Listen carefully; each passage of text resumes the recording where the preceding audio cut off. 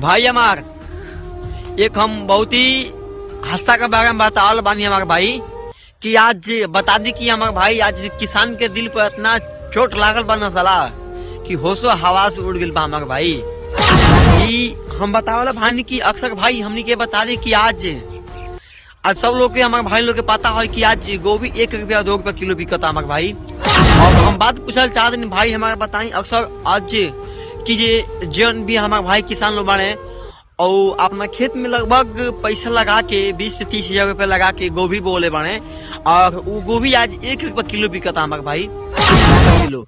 तो भाई हमारे बताई आज किसान के दिल पर का बीतत हुई साला 20 से 30 हजार रुपया लगा के खेती बाड़ी करा दिन भर किसान का मुँह खेत में घामे धूप में आज उहे गोभी 1 रुपया किलो बिकता हमारे भाई। का समय हमारे भाई हमार साला 1 रुपया किलो गोभी बिकी हमारे भाई तो का घर के खर्चा चल जाइए हमारे भाई। जब किसान पैसा अपना खेत में लगैले बने 20 से 30 हजार रुपया का निकल जाये।